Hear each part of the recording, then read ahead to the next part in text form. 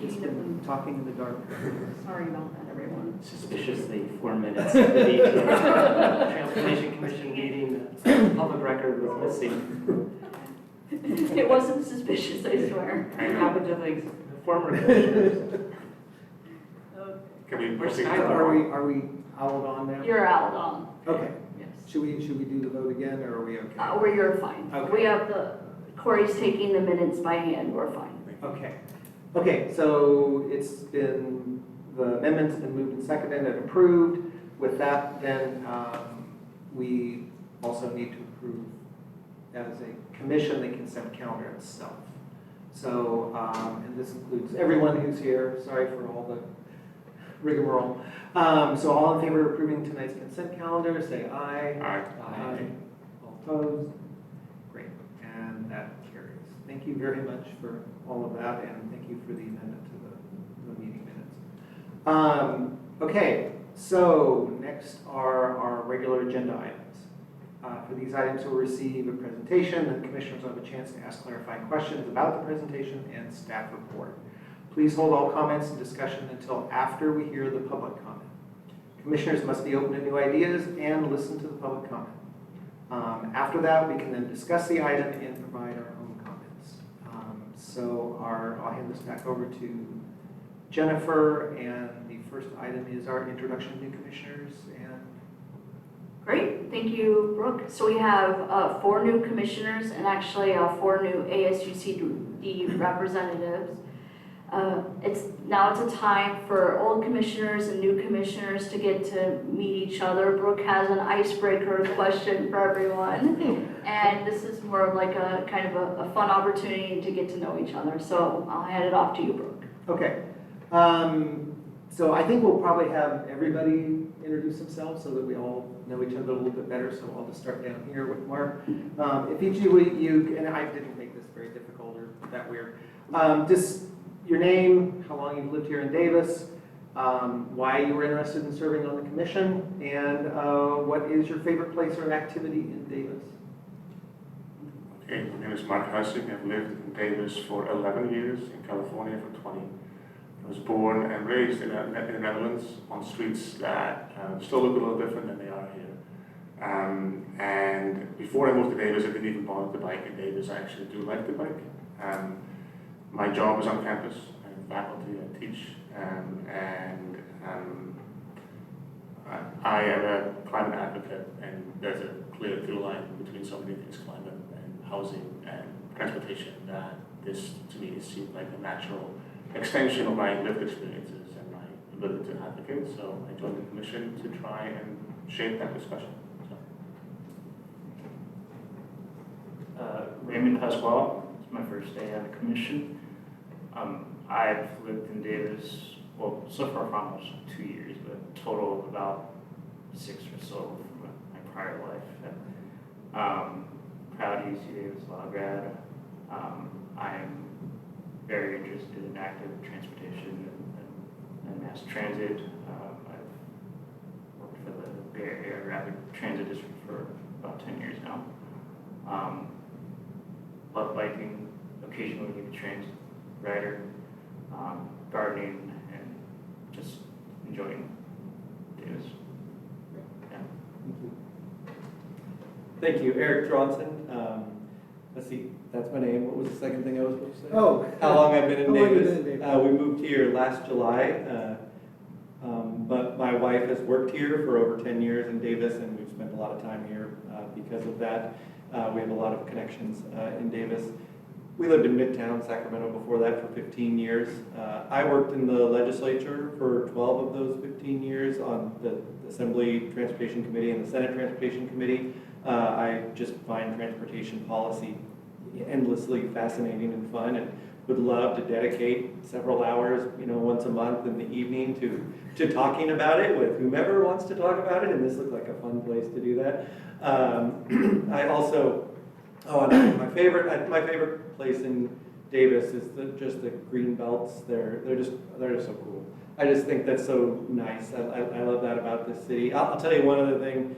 My kids were actually almost uncomfortable when we moved to Davis, when they went to school, because there weren't fences around their schools, and they felt very open, because in Sacramento, like all of the schools are surrounded by big tall fences to keep people, well, not all of them in Midtown in our area are to keep people out, and I had to try to explain to them that, this is actually how schools are supposed to be. And so we're just really glad to be here in Davis, and I'm just glad to get back.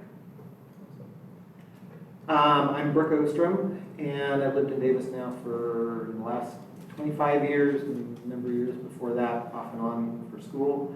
I was interested in serving because most of my career before I retired was in working in business development for civil engineering and transportation firms, so had a lot of exposure to all the aspects of transportation planning and development.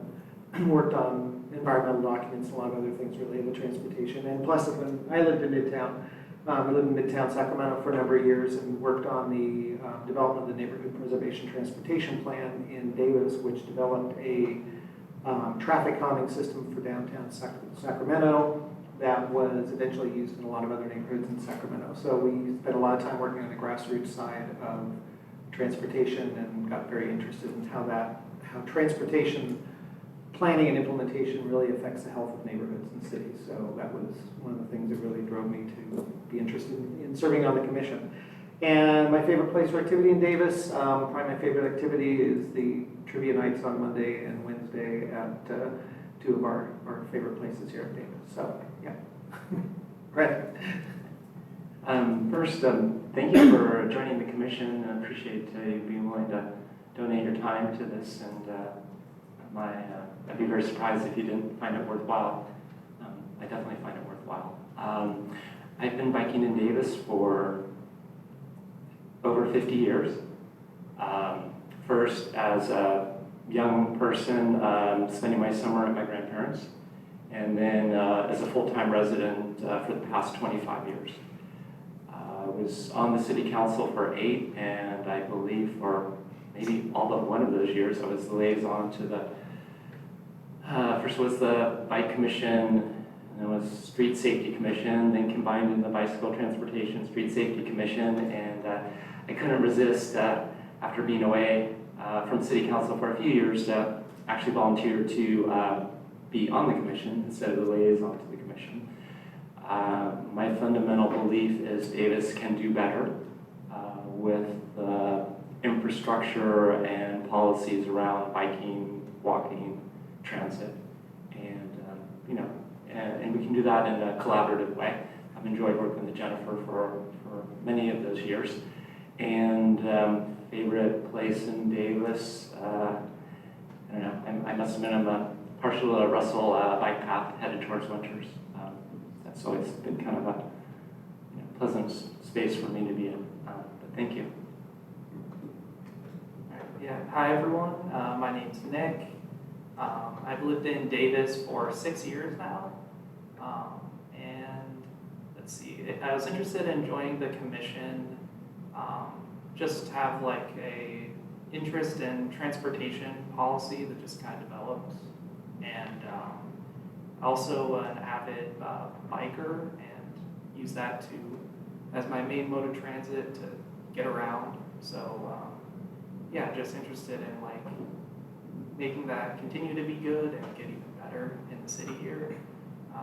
And yeah, let's see, favorite part of Davis, I would also say the Greenbelt's probably. So before living in Davis, I lived in the Bay Area, LA for a while, and a little bit of time in Arizona. And so I'd never lived someplace that has that kind of infrastructure. And yeah, I still use it regularly. I think it's really cool. So yeah, thank you. Well, thank you all for introducing yourselves well. I forgot to turn on the owl. I remember that during that moment, Corey was supposed to give an introduction of himself to you all. And so since we're in the introduction mode, let's get to it. Okay, well, hello everyone. Yeah, my name is Corey Frost. I'm the new active transportation coordinator. I'm the new active transportation coordinator for the city of Davis. And yeah, nice to meet you all. So yeah, a little bit about me. I'm actually a UC Davis graduate, so I just graduated in June 2025. I got my degree in sustainable environmental design. I worked for the city for over a year now. I was the transportation planning intern before my current position.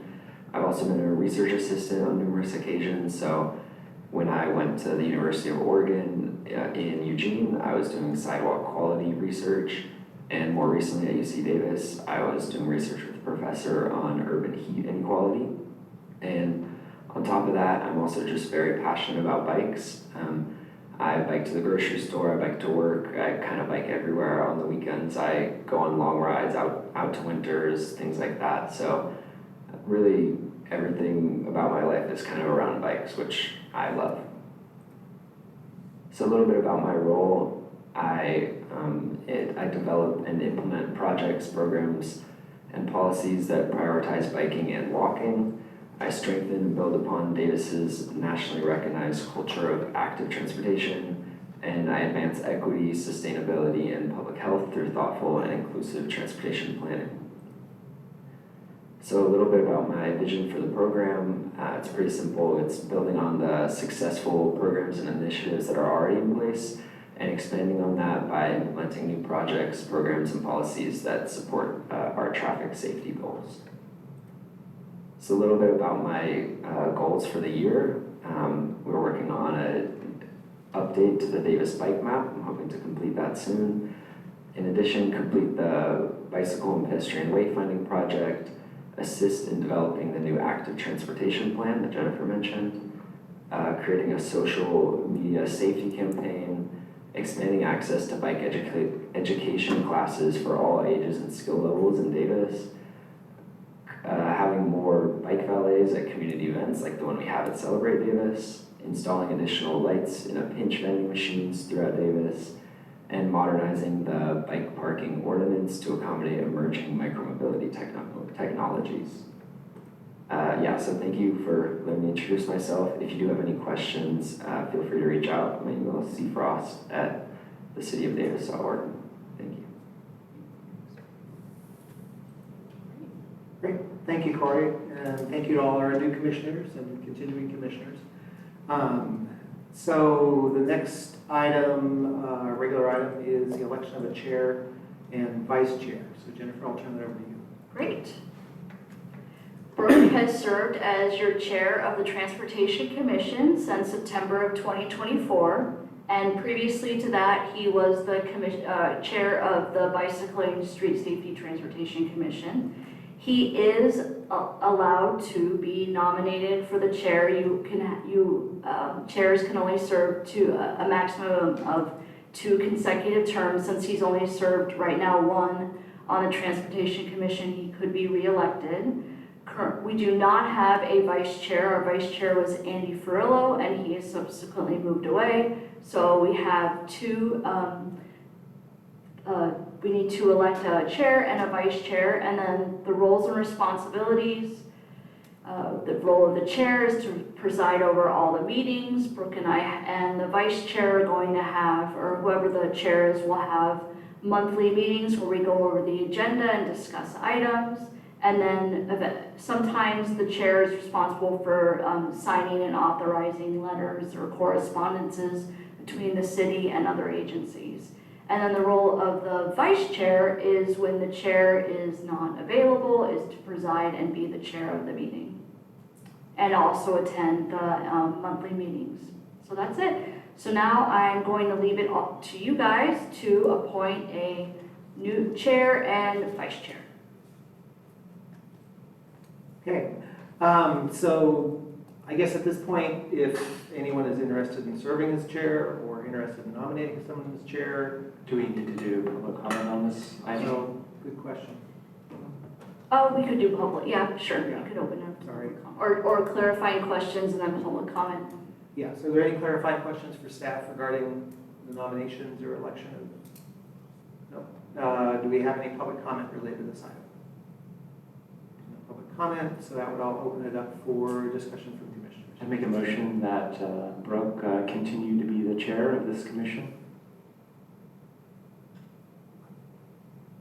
I'll second it.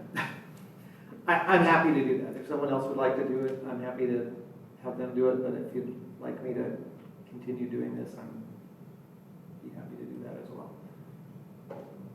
All right, we have a motion that's been seconded. Nick? I'll second it if it hasn't already. Okay. I think we, It was, yeah, so I guess that's a third. Yeah. okay, it's been moved and seconded to appoint me, Brooke Ostrom, as chair of the commission. All in favor say aye. Aye. All opposed? A motion carries. We now need a motion regarding a vice chair. So Nick or Mark, you have any interest of this role? Yeah, I was thinking Mark might be a good choice. No, yeah. I don't know how you feel about that Were you one. interested? I'd be willing to do it if the commission would want me in that role. Sure. So Nick, would you like to make that motion? Yeah, I'll make a motion to appoint Mark as the vice chair. I'll second that. Great, so it's been moved and seconded to have Mark as the vice chair. Is there any discussion on the motion? Okay, all in favor say aye. Aye. All opposed? Motion carries. Great, thank you all very much, and I'm glad we got that over quickly. Yeah, congratulations to both of you. Excellent. Anyway, thank you all. Okay, our next item is the Unitrans and Davis Community Transit Safety Plan. So Jeff, turn this over to you. Yeah, good evening, Commissioners. I'm Jeff Flynn, General Manager of Unitrans. And I'll preface it, this is a pretty dry presentation. This is a regulatory requirement that we get your approval and City Council's approval every year. So this is kind of a pro forma, kind of high-level plan. So what is a public transportation agency safety plan? The Federal Transit Administration requires public transportation systems that receive federal funding, like Unitrans, like YOLO Bus, like DCT, to develop safety plans that include the processes and procedures to implement safety management systems, or SMS. Formalizes chain of command, responsible parties, and processes for reviewing safety and sharing information. Plans must be reviewed and approved annually by the transit operator's governing body, which for Unitrans and for DCT is the Davis City Council. So, service and safety standards. They are included in the report. For Unitrans, our standards are that we have less than 1 injury per 100,000 miles. For perspective, we operate about 800,000 revenue miles, so in-service miles every year, and 1 million combined non-revenue, so out-of-service and in-service miles. Less than 1 reportable collision per 100,000 miles. Reportable by federal definition is when a vehicle is towed from the scene, so a bus or another vehicle, when someone is transported in an ambulance from the scene, or whenever there's a fatality. That is the standard for reportable collision. For Unitrans, this was 1 for the last fiscal year. So 1 out of 800,000 is well below or meets the goal that's listed there. And less than 1 road call per 20,000 miles. So a road call is when a vehicle breaks down in service. We've not calculated the stats for that yet for the last fiscal year, but I do know that we're not going to make that goal. We had more breakdowns than that this last year. For Davis Community Transit, they have standards of 0 injuries per year, 0 reportable collisions per year, and less than one road call per 15,000 miles. Safety mitigation, risk management, and risk mitigation plan requires the use of safety risk register. So this is just a we use a spreadsheet essentially that catalogs major incidents and how we mitigate them and improve the situations, whether it be through driver training, infrastructure improvements with the city, for instance, training practices and procedures internally, things like that. Mitigations are reviewed and improvements are implemented. Plan and strategies shared with frontline staff, so there is a provision that you must share the status of these plans and improvements with your frontline staff and take into account their input. Includes safety promotion, so promoting safety. Unitrans, we have quarterly all-hands meetings with all of our drivers. Actually, we have 3 of those every quarter, where safety is the major topic, as well as shift coverage. And we use extensively email and social media announcements for our staff to remind them about safety.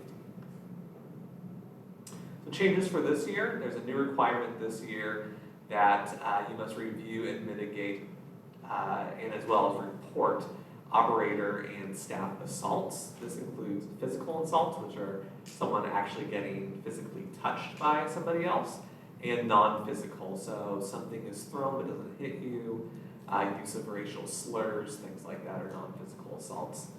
Unitrans already has procedures in place, but it's added the reference into our PTASP, which is the Public Transportation Agency Safety Plan. And again, these are also reported to the federal government on a monthly basis. Next steps is commission discussion and questions. Approve is maybe not the right word here, but provide a recommendation to the city council that they approve this plan, and then city council will hopefully review and approve the plan. Once we have the resolution, we submit it to the Federal Transit Administration and to the Sacramento Area Council of Governments for record keeping. Thank you. All right, thank you. Are there any clarifying questions from commissioners at this time?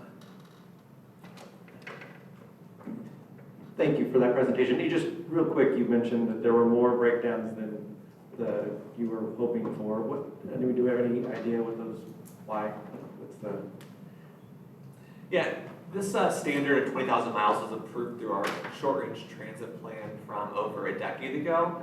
It's a pretty, in the transit industry, it's mostly unattainable goal.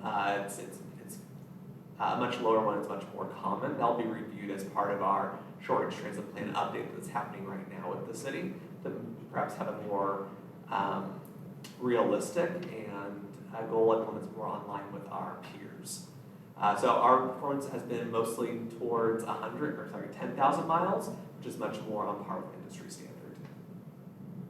Thank you, thanks for all you do.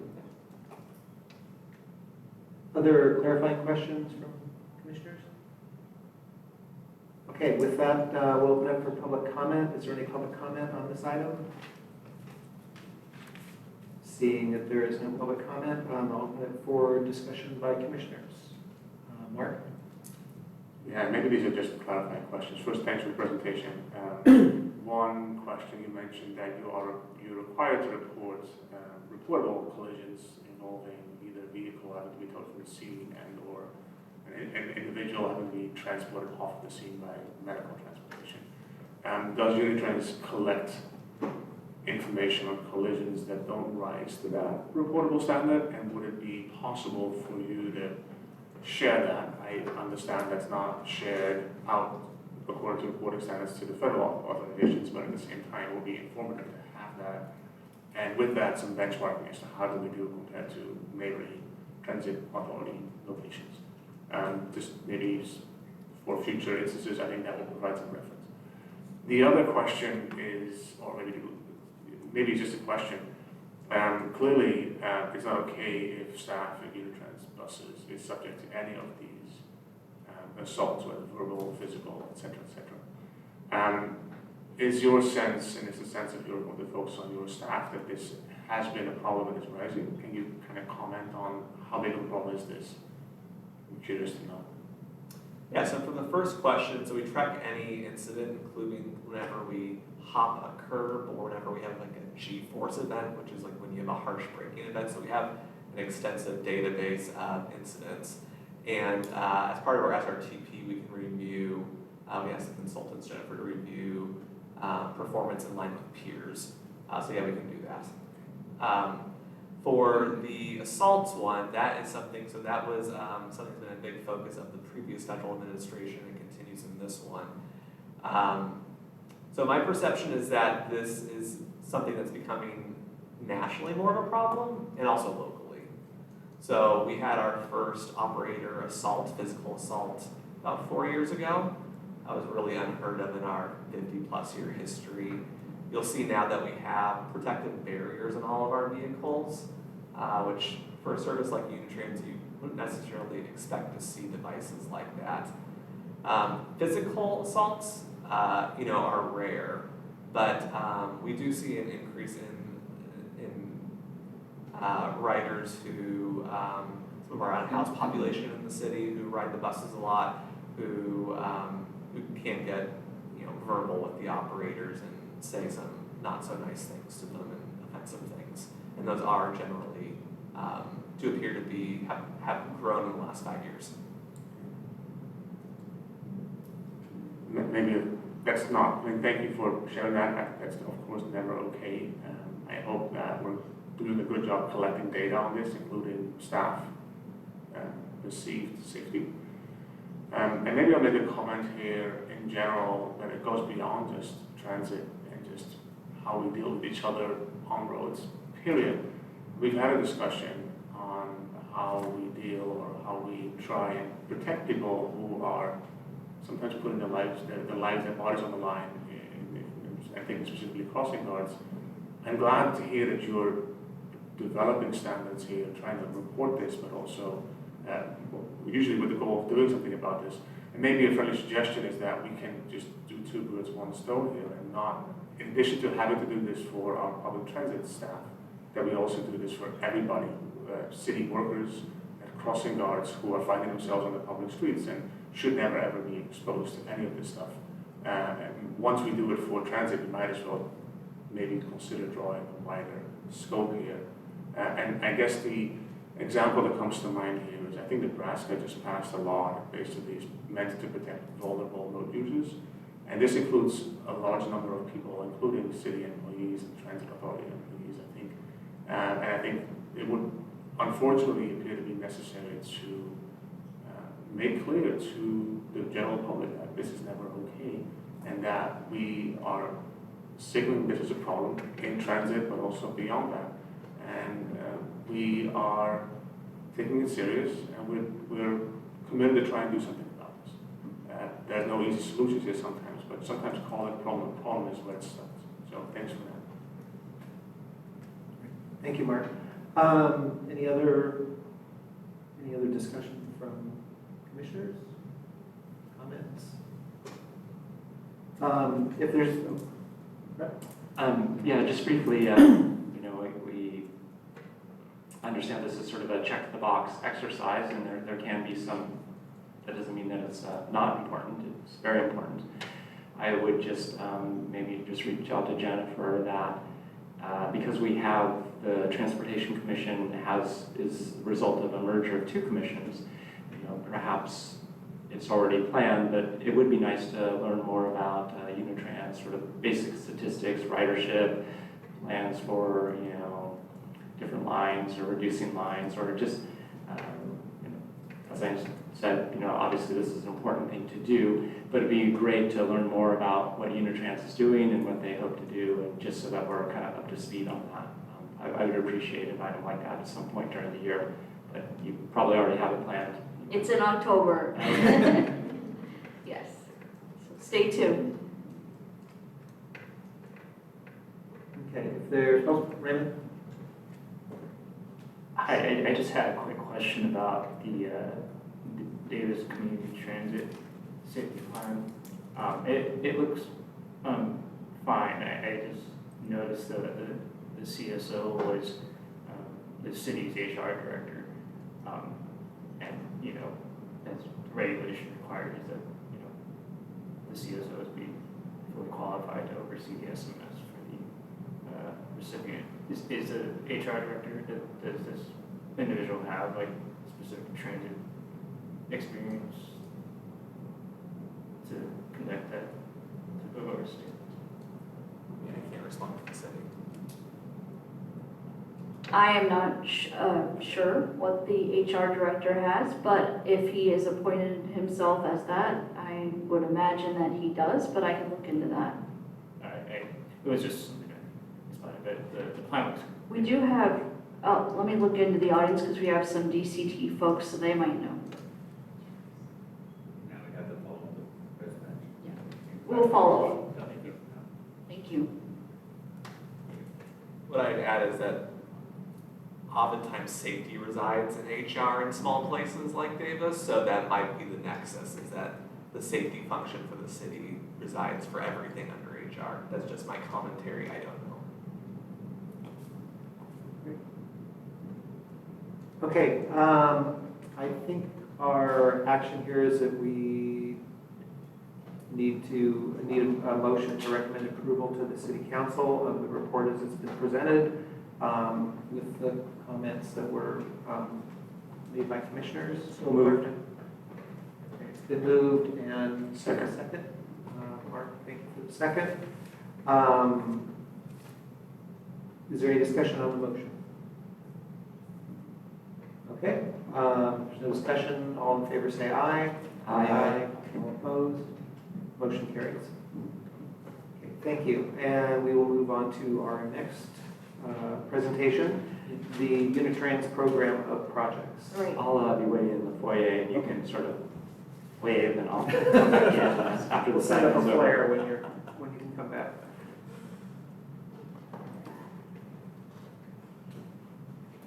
All right, me again. So what is a program of projects? So annually, the city is allocated funding by the Federal Transit Administration to support the function of public transit in our community. Funding is allocated based on population as well as ridership. Davis has allocated a substantially higher amount of FTA funding than a typical suburban community of our size because of Unitrans's very high ridership. On a per bus metric, we're third in the state of California and we're in the top 25 in the nation. So what does that mean? It means we're efficient. It also means that we are a very crowded service.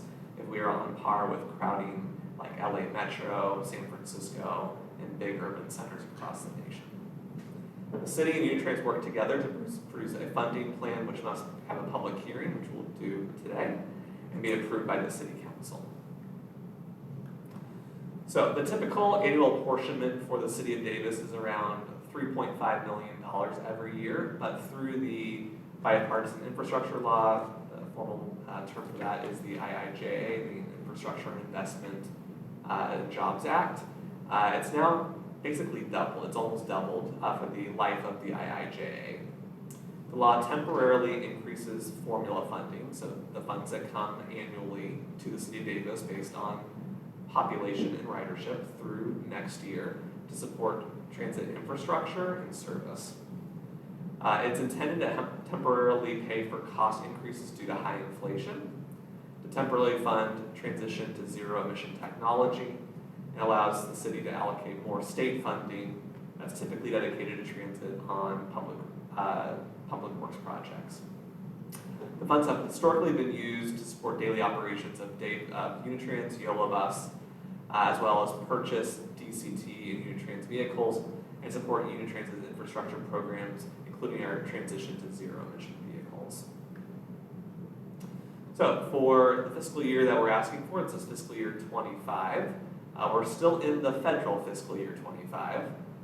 These allocations didn't come out until May, and then getting this all queued up takes a while, so that's why it feels maybe it's a little late. We usually bring it in late summer, early fall for the year. So in the formula funds, 5307, we're getting $6.2 million in change allocated to the city of Davis. For bus and bus facilities formula funds, about $400,000 for a total of $6.6 million. So the proposed plan is to allocate most of this to day-to-day operations. We intend to use $3.2 million of this for operating expenses to run Unitrans service for next year, not this current year that we're in. That pays for about a third of our daily operation. So our operating budget is about $10 million a year. This pays for about a third. The students, with their student fees, pay for the remainder of Unitrans's day-to-day operation. So the students pay for 2/3 of our operating budget, and the city, through this funding source, pays for the other third, about $3.2 million. This also provides a small increment of operation support for this year for YOLO Bus of $300,000. This accounts for 54% of the total funding, and again, there's our annual budget.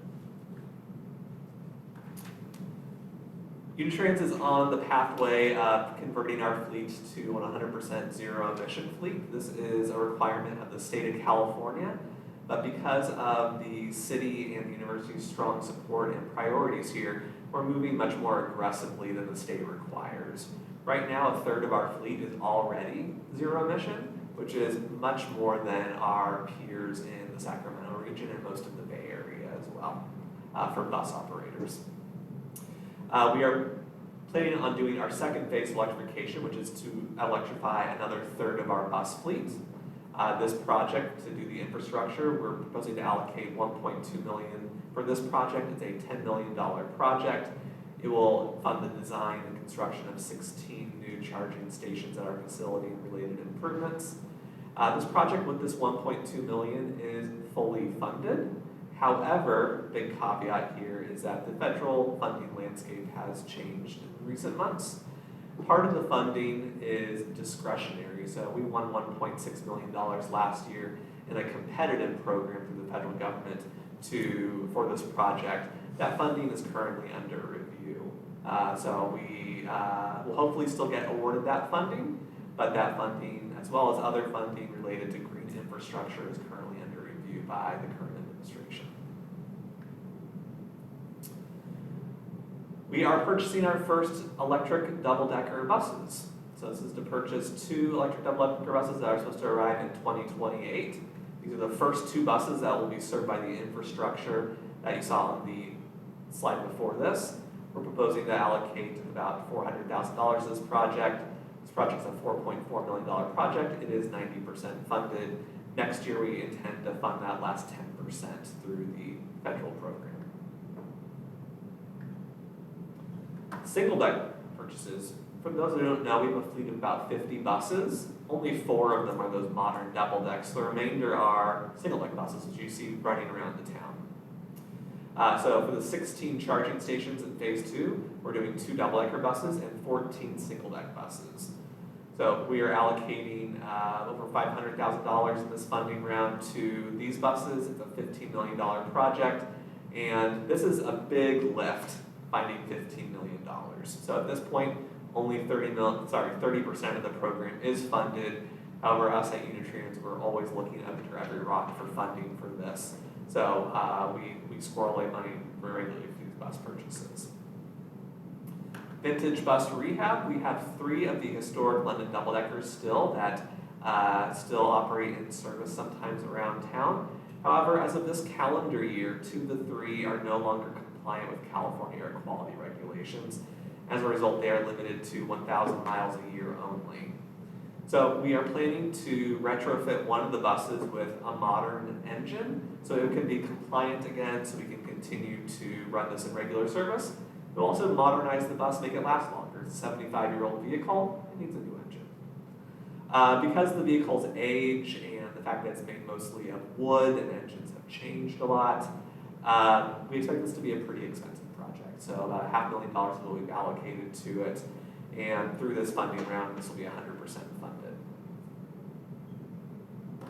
Other things in the proposed plan are a general bus rehab project, $250,000 for that. Funding set aside to replace some of our aging IT infrastructure, so our maintenance softwares from the 90s. Our GPS system is 20 years old. Our fare payment app needs to be go through a change this coming year since the vendor is leaving the space. So we're allocating $250,000 to those IT systems. And then miscellaneous support equipment. This is for things like mobile lifts, miscellaneous equipment, a response vehicle, things like that. $100,000 is being allocated to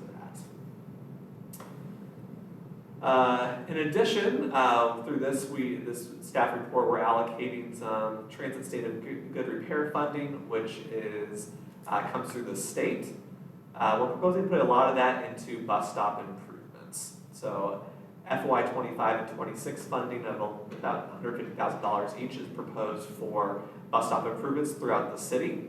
This will be focused on making all of our bus stops, ensuring them to begin with are all ADA compliant. We have some non-ADA compliant bus stops in our city.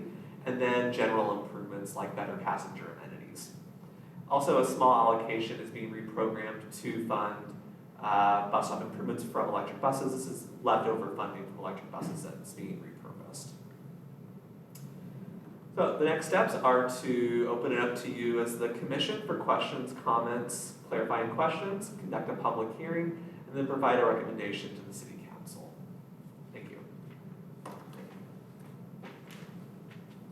I think before I open up for public hearing, we can have clarifying questions at this time. Yep. Okay, so are there any clarifying questions from commissioners regarding the presentation?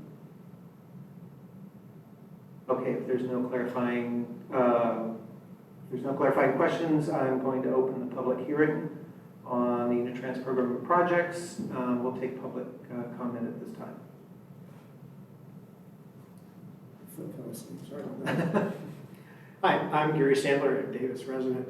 I'm hoping that you could spend a couple minutes explaining how, given the charging infrastructure you have and the move to electric buses, what do you have to do in terms of over-provisioning of bus assets in order to deal with charging cycles? Or do they all charge overnight and they all just run the next day and there's never any bus that's taken out of service as a result of, oh goodness, we're down to 15% charge and we can't go out on the next cycle of the route. So if you could talk about how that may require additional investment, it'd be helpful to understand. Thank you. That's a great question. So we are, I love Davis for a lot of reasons. We're not a very big city, so it's a pretty small place. And the current bus that's made can pull out at 6 a.m. from our yard, pull back in at 11 p.m. and does not need to get recharged, which is great. A lot of transit agencies are really struggling with this question of what they call range anxiety. You may hear about electric cars, but the current bus on the market does it. So we're really fortunate that we do not have to worry about it at this point. Now, battery life degrades over time, so at some point we're going to have to replace batteries, which is not part of our current maintenance regime, but that will need to be part of it as we hit midlife on these buses when they hit 6 years at the 6-year point essentially. But we're really fortunate in that our route profile, our community, geographically, everything can support today's bus.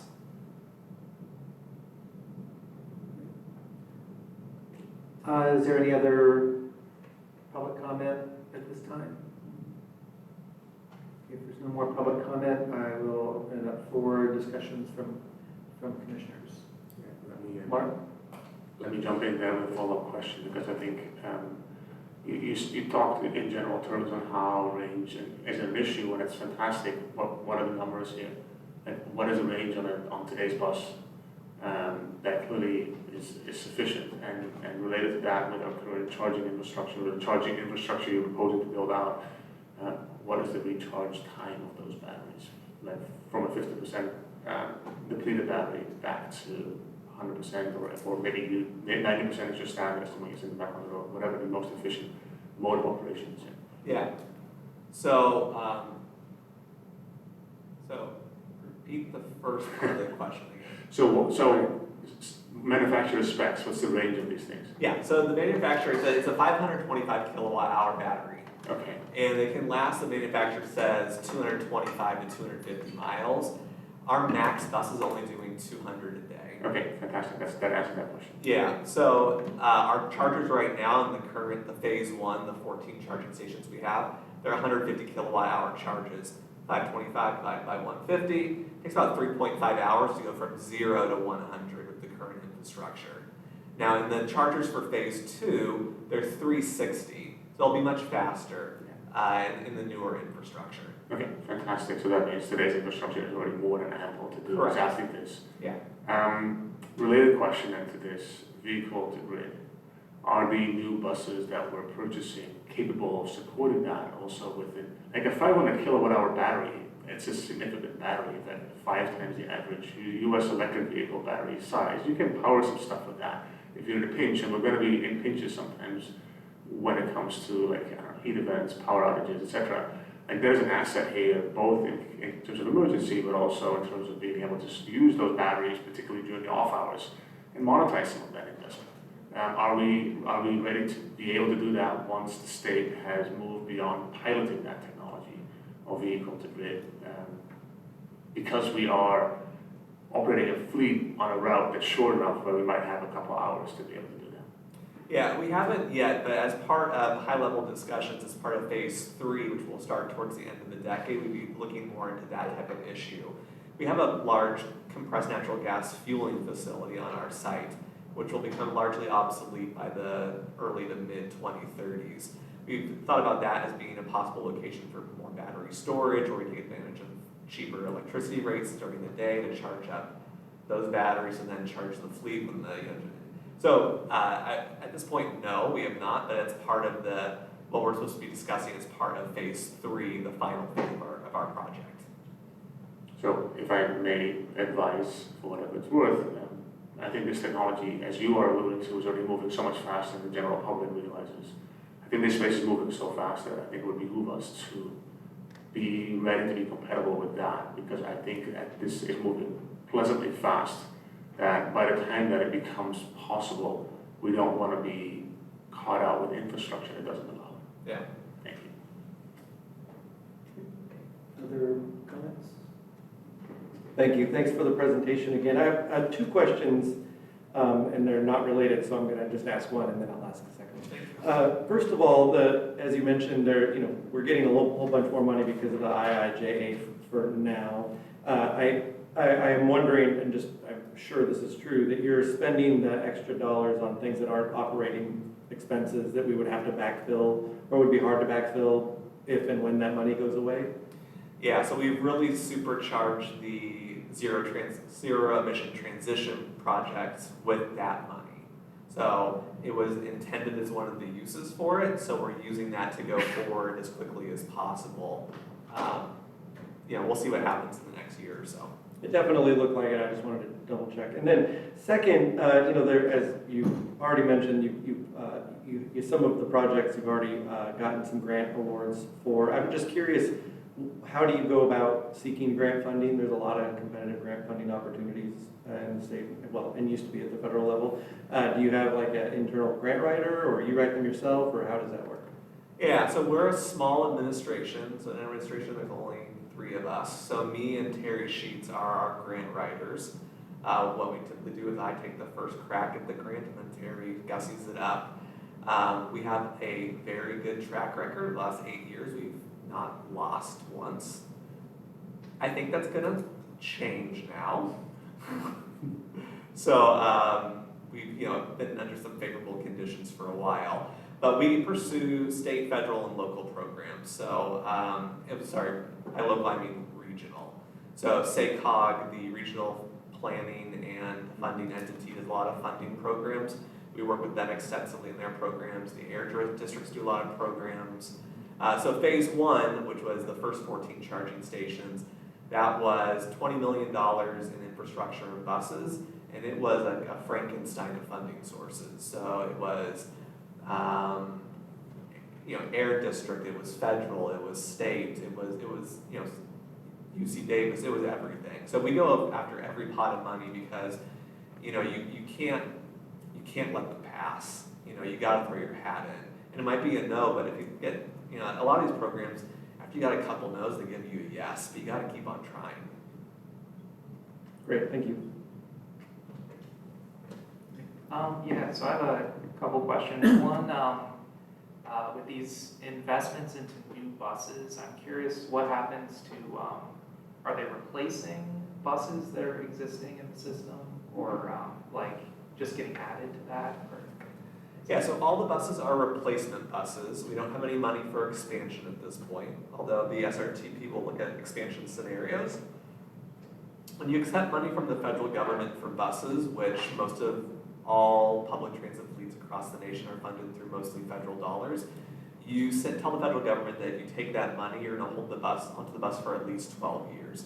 So all of our buses run for at least 12 years. At the 12-year mark, we desire to replace them generally, and we usually have funding programs in place to try to do that 3 years before to get the money lined up. So these buses are all replacement buses at this point. When they are old and ready to be retired because they've been replaced, we work with, on campus, it's called Aggie Surplus. Anybody can buy it. It goes up for auction. They go for about $5,000 each at auction, and we're selling some right now. I have a couple of questions. And apologies if these have been asked before, prior commissions. So for phase one, that was 16 stations for 5.2 million. So, sorry, so phase one's completed, not discussed in this report. Phase one was for 14 charging stations and 14 buses, all single deck. And that was a $20 million project. It was 14 million in buses and 6 million in infrastructure. Okay. And the 10 million proposed here is for the infrastructure for phase two. Yeah, but phase two does a lot of the work needed for phase three. So phase three should hopefully be relatively plug and play with chargers, because all the undergrounding and the conduit, all the repaving, all that stuff is supposed to be done as part of phase two. So phase two is more expensive because of inflation, Yeah. but also because it does a lot of the work, prep work for phase three, make phase three very easy. And do you, I'm sure you've all considered this, your design professionals, in terms of utilizing standard specs, follow-on sole source contracts for equipment that we already have in place. So through the funding source with the dollar value, we can't do sole source. So the university does do competitive bids on the chargers. Oh, well, okay, sorry, I do a lot of sole sourcing, but, okay. I understand the university has different rules, okay. So so did we receive kind of like a notification of award in FY24 for this low or no emission grant program? Or? Yeah, it's a 5339 bus and bus facilities. The low-no money was released a couple months ago by the FTA. The bus and bus facilities is still not released yet. I met with the FTA today actually to get an update on that, and they had no timeline for the 5339 money. What we were told about the low-no money, low and no emission vehicle federal transit administration program, is that statutorily, that might not be the right word, but you know what I mean, that money was supposed to be used for these sources, that's why it was released. So we're awaiting word on that 1.6 million. When we put it in the grant application, you can check both funding boxes, right? So we checked for both, like we want to apply for both these programs, and the FTA awarded that program.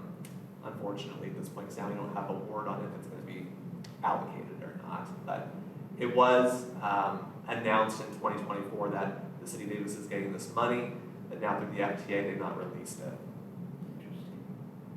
Okay. Just one quick question about the double deckers. So they're expected to arrive in 2028.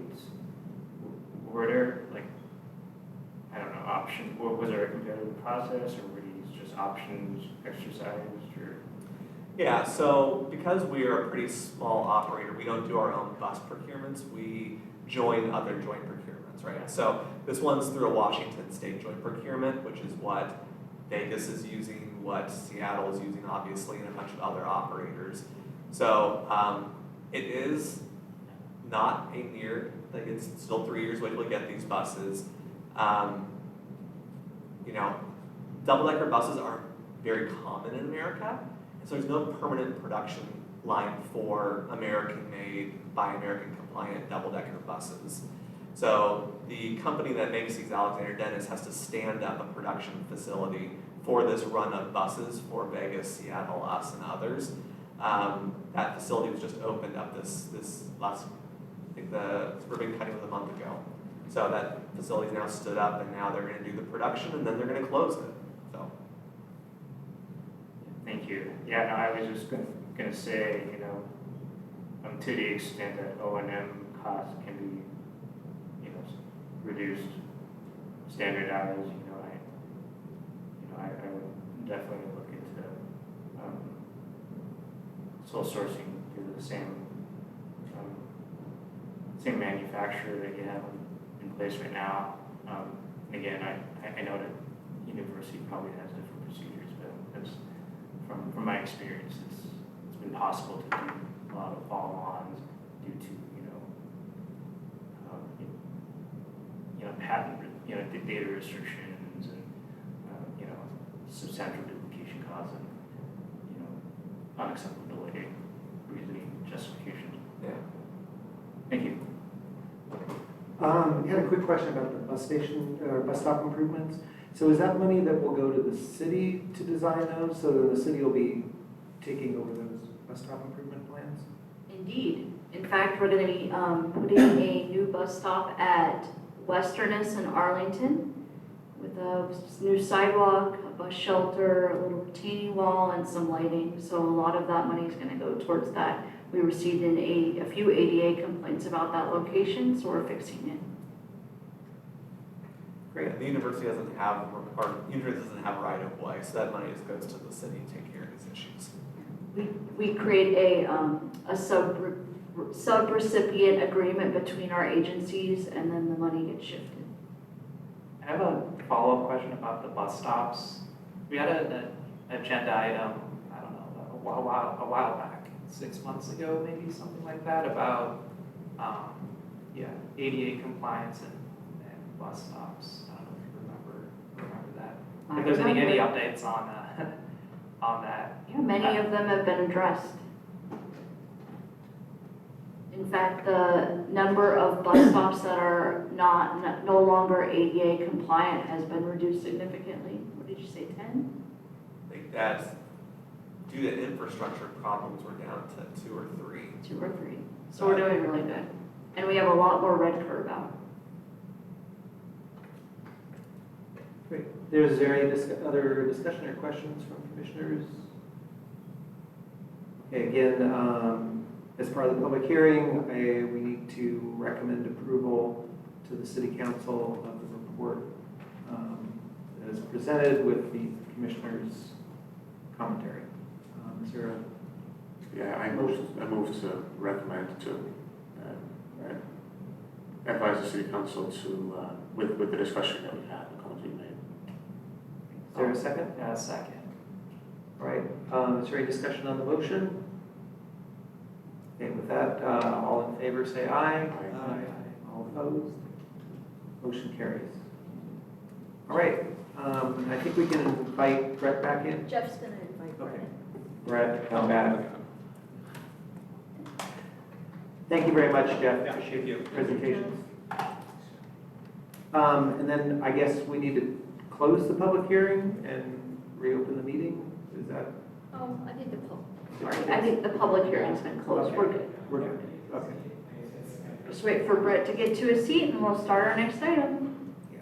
So our next item, Jennifer will discuss the new commission-initiated task and project process. Indeed. All right.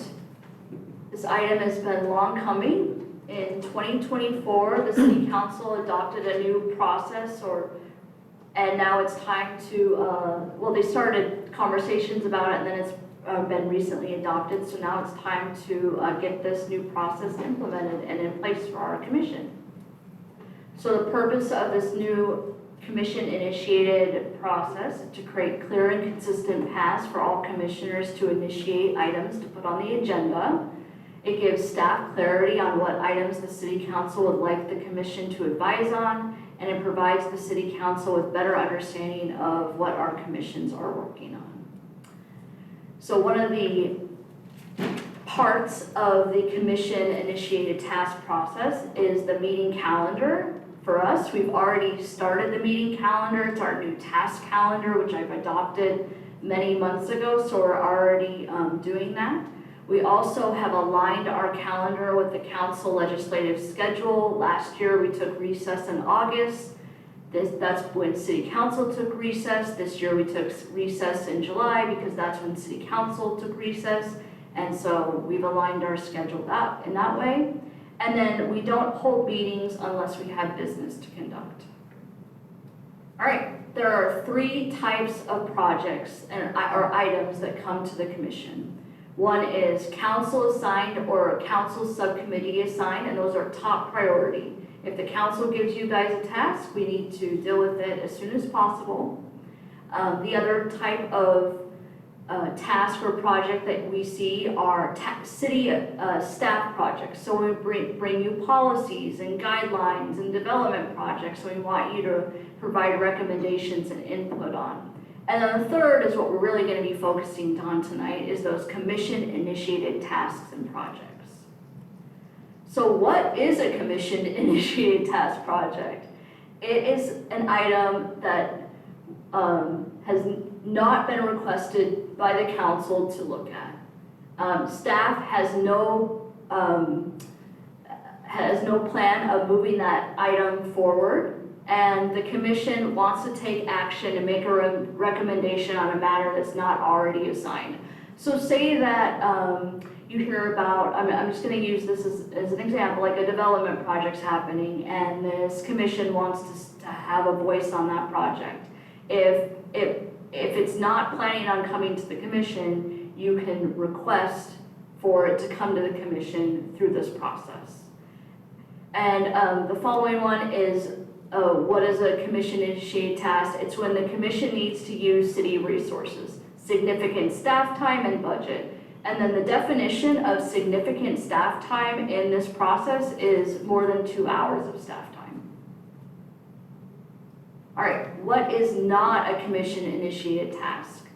This is where commissioners do their own research and they bring that research to the commission. However, if that research requires some sort of action, or the commission wants to take action on that research, to say that we had a conversation about school safety and somebody said, well, I want to have a new policy in place about school safety and around school sites, then that would trigger this process to create a new policy.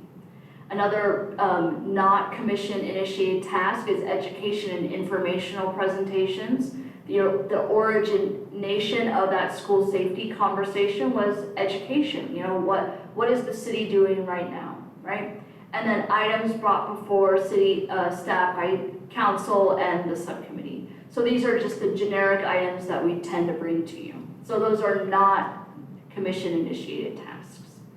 So what's the process? So say that the commission wants to bring an item or wants to have a conversation about a commission-initiated task. The steps are that you have a discussion about it. You figure out what that is. You have to really break it down. What are you really asking staff and the city council for? And it's really important that you have a good foundation and understanding of what you're asking staff, because it goes into a staff report. Whatever you ask needs to demonstrate need, and it also needs to be within the general interests of the city. And it's really important that we have no courtesy votes. So that means that just don't vote for it because your other commissioners or your friends are voting for it, that we really want you to think through it and say, does this really make sense for the city? So this is something that Brett has brought up, and it was in the document, and it's about bringing workshops to the commission and bringing speakers to the commission. There's a desire to bring someone from the Netherlands to come and speak about bicycle infrastructure. And as a result, that type of activity would require an action by City Council for their approval. All right, so another part of this is there's going to be a staff report. So after you guys make a motion, so you make a motion, the majority has to vote and say, yes, we approve this concept, we all agree, we have a really clear understanding of the guardrails of this idea. You make a motion, the majority of you vote, and now you all are in support of this item being put on the agenda. So that's really important that once that item is on the agenda, that now the commission speaks as a unit and not as individuals about that item. Okay, so my job is that I have to develop a staff report, and there's questions that are in this task process that when we're talking about creating that agendized item, that we go through those questions. So all commission proposals must go to City Council, and if they are voted on by the commission, and then my job is to bring it to council within 1 to 2 council meetings. So things that are being asked of you and of me as we move through this task process. Does it limit the commission's ability to accomplish other required responsibilities? That's the first question that the staff report asks. Does it conflict with council action or direction? And then it calls out two things.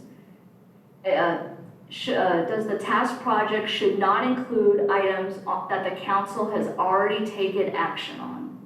So if the council has already made an action on something, they don't want to see the commission take action on it. The other one is about if the subcommittee has taken action on an item or they're discussing an item, then they are asking that the commission do not take any action on it. But they are saying that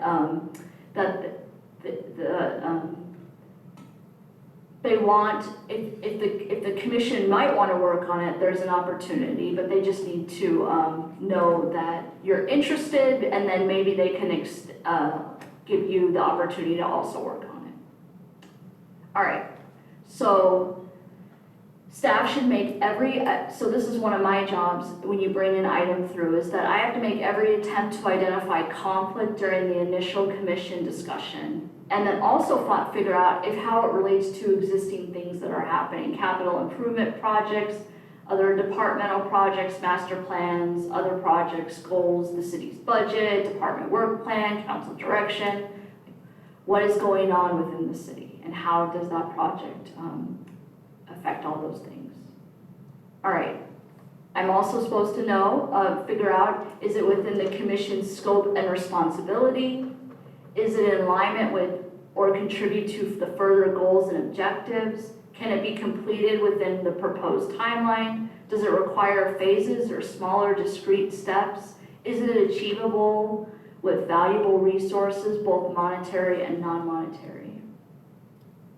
And then finally, it goes to City Council. So the staff report outlines all of those questions, and with your help and my help, we fill in those blanks. And then finally, City Council can either approve it, they can make recommendations to it, they can make proposals, they could not approve it, and then if they choose not to approve it, then if there is no reasonable modification or alternatives to be proposed, staff will report back to the commission that the idea needs to be revised or tabled. And that's it. That's the new process. It's all written down in your handbook here. So if you ever need to reference it for future meetings, it's all together. All right, clarifying questions. There are clarifying questions from commissioners. I have a couple. Yeah. So the agenda item basically says you're informing us what the new process is. Correct.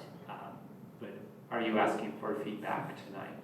I don't know if I think the city has adopted this process, so I don't know if we're asking for feedback on the process per se. But if you had feedback, I could share it with the city clerk. Okay. And the other question is, I do not see mention of the city council liaison's role in any of this. I didn't either. Okay.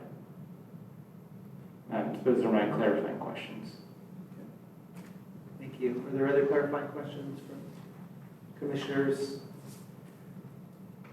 Yeah, I thought this isn't a question, I guess, but maybe I'll phrase it in the form of a question. Wasn't the city council liaison in the initial draft of this was supposed to play a role in determining? There was some discussion about it, but when I read it, I did not see anything about the city council liaison in this new updated draft. Are there any other clarifying questions, commissioners? Yeah, I have one. Yes. Jennifer, you mentioned that city council might not approve if they want to take action on something. Is there a timeline or a window? You know, the policy did not state that, Yeah. but I could find out. I know that Nick really wants to bring back downtown paid parking, and that was brought before the council in the past. So understanding like what those timeframes are, if they're willing to be open to that or not, I'm not quite sure. So I would second that because times change sometimes. What Absolutely. might not have worked like Yeah, it's 5 worth- years ago is worth revisiting, and I think I don't anticipate the council wanting to close the door on something, but it certainly can be read as that, and I think that can be, I don't know. Sure. Yeah, Let's there share we- that. Good feedback. Thank you, Jennifer. And I think what I'm hearing from you is like, you just were giving this plan and you are telling us what it is, and you don't have a lot of control over it. That's it. You got it. Would it be, I would like just to clarify this, how this works. Could I just throw out like an example? Yeah. Okay, and I'm just made this up just sitting here, but like, okay, some of us have already talked about how much we love the green belts, and some of those sidewalks and some of those green belts are really bumpy.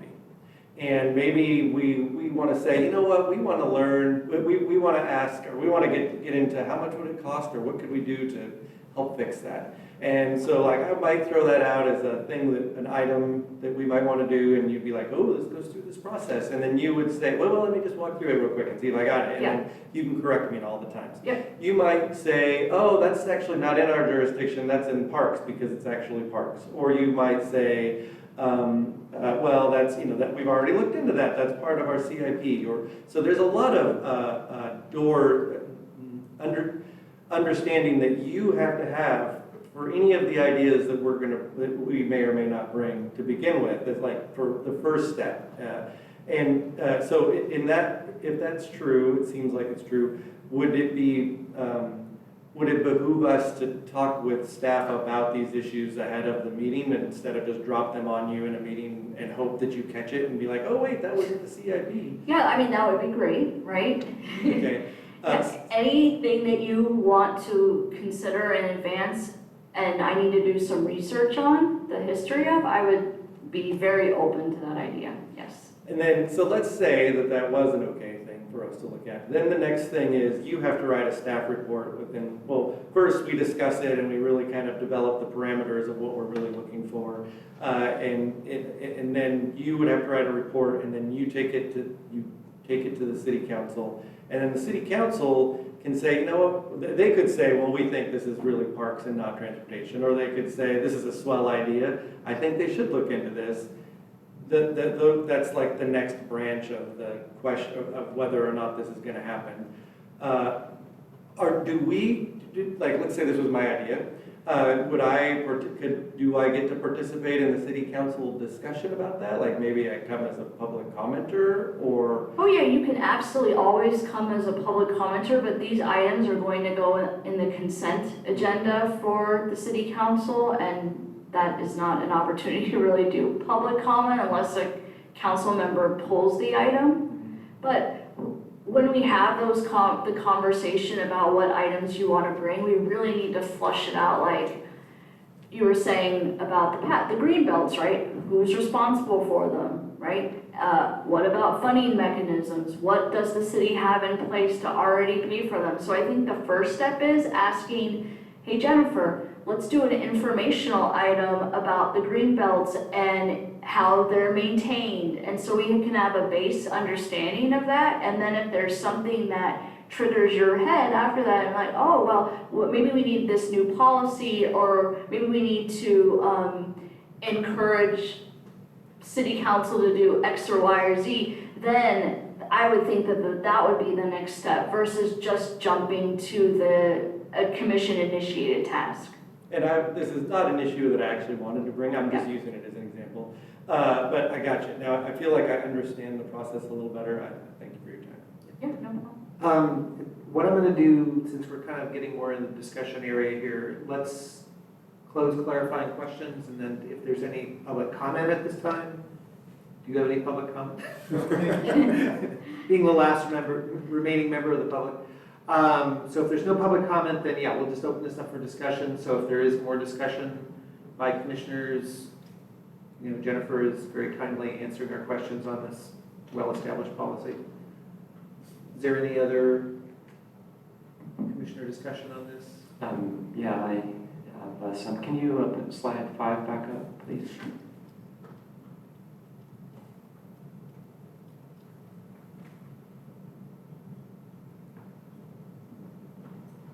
So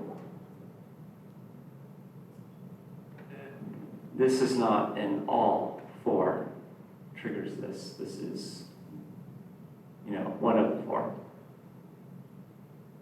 And no, it doesn't have to be all, for sure. No, it's one of the 4. Sure. Yeah. So, slide 6, please. So, in the discussion in the agenda packet, so, commission doing their own research on a topic, you can bring up some information, but in the packet, this would be during comments. So this doesn't really allow a full discussion. This would be, are there any updates from staff, commission members, or, liaison? Good point, Brett. Yeah, I'll have to ask Zoe for clarification on that one. So, for instance, if Mark returns back from Holland and wants to talk about this amazing new whatever, it's him kind of just Well, talking to us about it. you know what, actually, I'm gonna retract that. Okay. I think that we can agendize informational items. And that's not putting any burden on staff. So if Mark wants to have an agendized item where he talks about his informational trip to the Netherlands, he can do that. The thing that can't happen is that there can't be like some sort of action or policy recommendation that comes out of the commission. What could happen is that you guys decide, okay, after hearing Mark's discussion, that you say, you know what, Jennifer, we want to put together a commission-initiated task and talk about creating a policy, and that policy would then go on the agenda if it met the criteria and the staff report. Okay, so thank you. And one of the things you mentioned was the notion of, Dutch transportation expert providing a presentation, which in your example would not be allowed for a commission-initiated sort of effort. But if you go back to slide 6, educational and informational presentations are allowed. So imagine that Mark's best friend is a traffic engineer in Holland and is happy to present for free, so there's no side meaningful staff time or cost. Right. For instance, the reason this has come up is there are, subjectively, superior designs around the school drop-off area, which was mentioned when we were talking about the Anderson Road redesign. And there was a desire to learn about what the state-of-the-art design is. So for instance, I'm not an expert on transit, but the floating bus stops and things like that. And, how would that be incorporated along Russell or Sycamore and, to improve kind of things in Anderson as well. Then there was the idea of like, well, gosh, it would be nice to learn what other communities are doing around the fronts of schools where there is a need to drop kids off. There's a need for them to come and go. The policy states though, any outside speaker or panel of speakers would need to go through the city council and seek city council approval. So Mark can speak, but when You see we my can get better- confusion a little bit on slide 6. Absolutely, I get it, and we can get better clarification on that language about the workshops versus the educational and informational. So we'll get clarification there. Yeah, so this, I know that you're the messenger, Yes. so I'm not trying to put you No, on no. the spot, somehow faulting you as the messenger for the message that you're bringing us. But just going along the lines of Anderson Road, we had a presentation, we had questions, we had follow-up questions, and at some point, there may or may not be funding, there may be some sort of time deadlines, and how would we, I feel like there's going to be places where staff would be very supportive of something, but it may not have time to go to the city council route. Sure. So for instance, if we were tonight just talking about, well, it'd be really good to learn more where we're going with the Anderson Road redesign, do you envision it that you would be able to go, yes, let's put that on the agenda? Or do you feel like because we brought it up and it's not sort of a routine thing, it's a project-based question. Do you feel like this gives you the scope to say, yes, we should have a check-in, it's been 6 months, and do you feel like you have the ability to place that on agenda? or- Yes. Okay. Yes, I do. I think that item falls within regular staff items that are brought to the commission. We bring you capital improvement projects. It's pretty standard. This is anything that's not that. Okay, I guess my question, not to belabor it, would be the second bite of the apple, where we've had it presented and we had questions. That's a really good question. So it's about your time and how you want to spend your time. So if you want to have a second bite of the apple, what else are you giving up on, right? You have, 11 meetings a year and for a few hours a month. So what are you giving up in order to do that? So you would have to have, as a commission, make that decision of, yes, we want to see this again, we find it very important, or no, we want to focus on new things, we feel like we gave staff our comments, and there's also going to be community meetings for Anderson Road and other ways to reach out. You could reach out to the project manager if you chose to, go on the project website, so it's not like the information stops at this commission meeting. We even had Mark come over and gave him an overview of Anderson Road, so we try to, accommodate everybody and give you as much information as possible. Okay. Yeah, I think those were the things that came to mind. Great. So Jennifer, my question would be, for commissioners, where is the appropriate part in the agenda where we can add things? to I've the been task thinking about calendar? that. I think there's two parts. I think when we have an agendized item and you have that aha moment and you say, hey, I might want to bring this up, I think that's an opportunity. And then also when we do the task calendar at the very end, that's another opportunity. So I think you have two places. Like if we have an informational item that you think, oh, you know what, Jennifer, I want to think about a commission-initiated task for this policy or this new guideline. Why not start the conversation there versus hold it and wait for something else? And then as a commission, can we form if we have say there's a topic that we all feel this is something we'd like to get more background on, we'd like to understand more about it before we discuss whether we're going to put this onto a task agenda, do we have the ability then to form a subcommittee? Right then and there. Okay, and so that subcommittee could do its research Correct. and Yeah. come forward with something It that can we be could an then discuss. individual or a subcommittee that takes that task forward and starts further developing it. And that really helps staff, right? If you guys have your idea, you know your idea way better than me. So if I would love for you to provide your input on what exactly you want out of whatever policy or guidelines that you envision being created. Okay, and then just one, this is a small question, but you mentioned that anything that was more than 2 hours of staff resources would trigger, that was beyond. It seems like that 2 hours will get eaten up pretty quickly in this process. Just in the process of going back and forth with the city council. Sure. So it seems like that's really not a lot of staff resources that are available to support a commission's request to have something carried forward or talked about.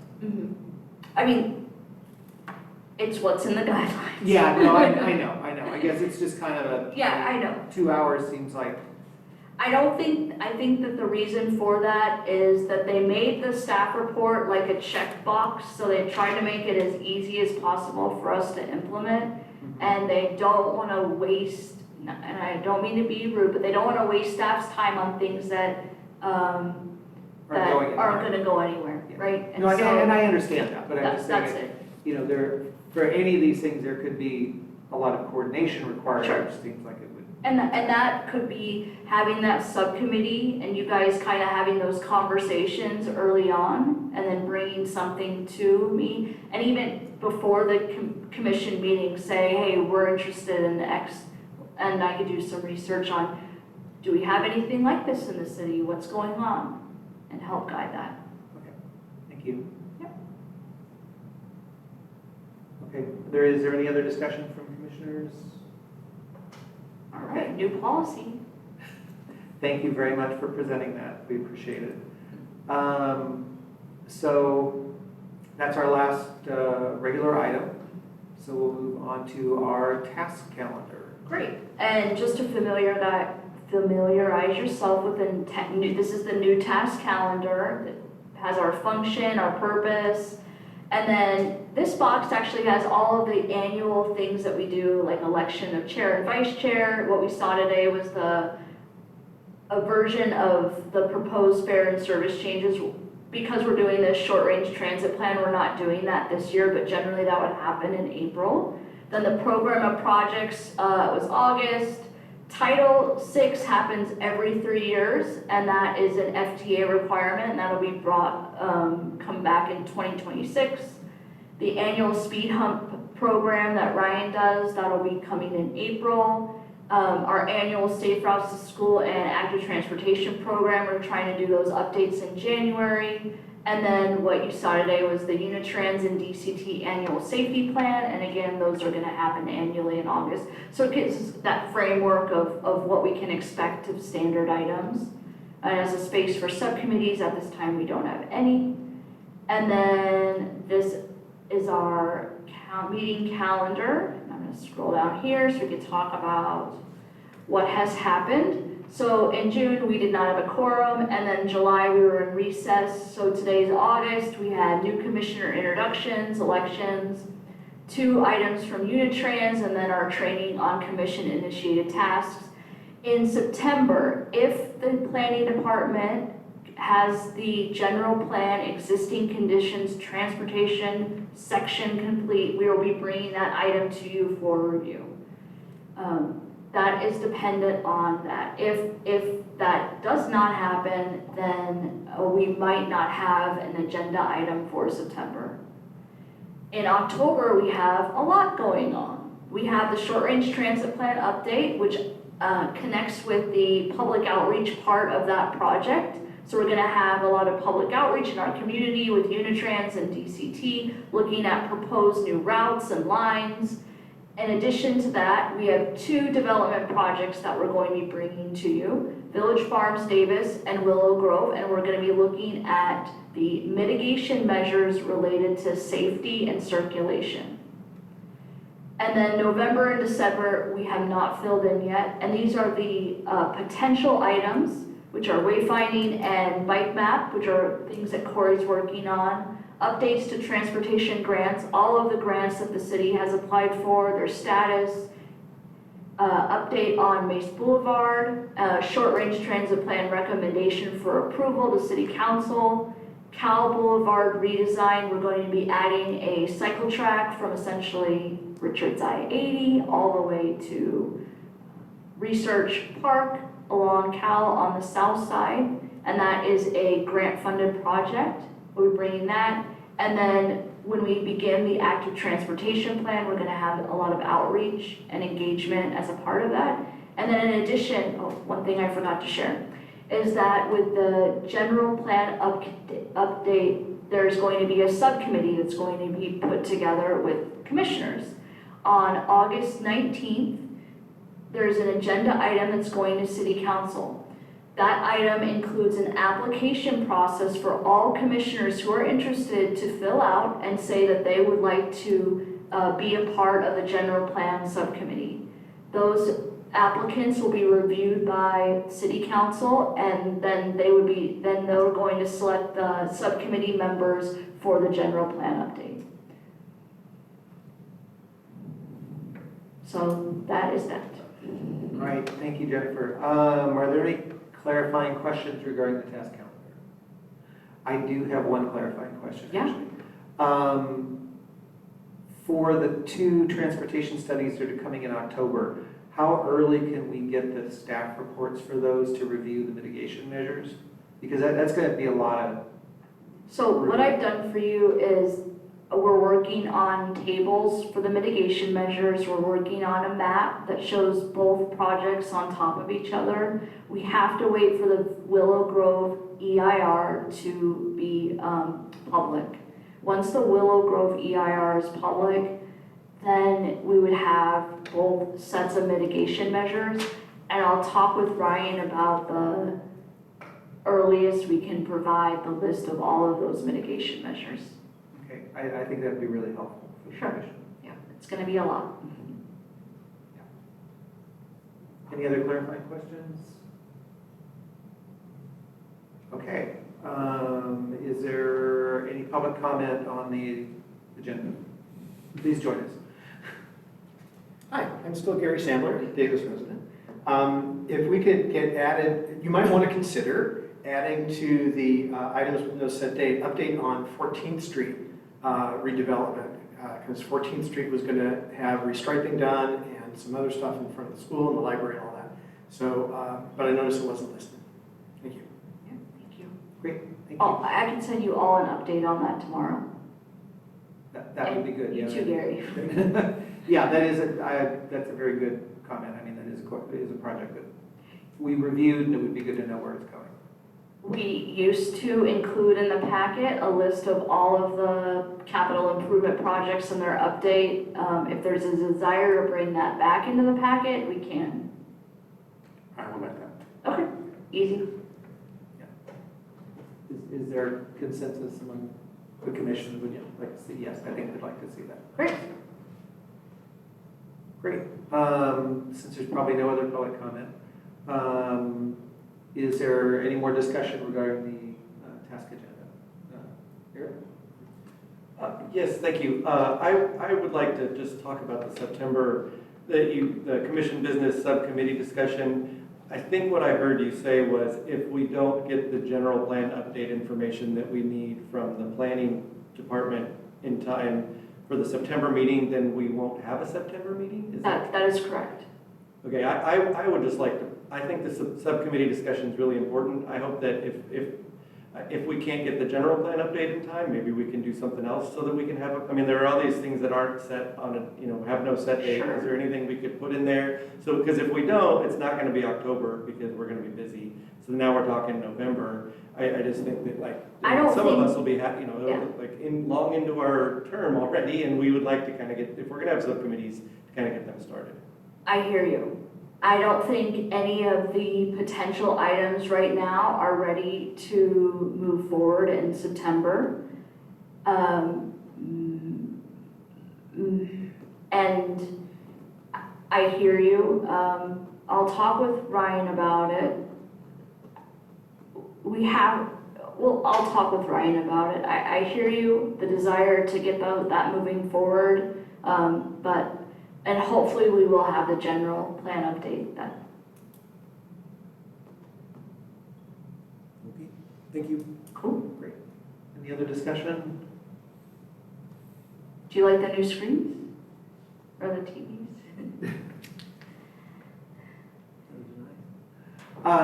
Okay, so with that, we'll move on to adjournment. Is there a motion to adjourn the meeting? If we don't move it, can we just sit? We'll just sit here for the rest of the evening, yes, waiting for something to happen. Okay, it's been moved, is there a second? A second. It's been moved and seconded, all in favor, say aye. Aye. All opposed. Thank you, welcome to our new commissioners, and welcome back to all our ongoing commissioners. Thank you for continuing to serve.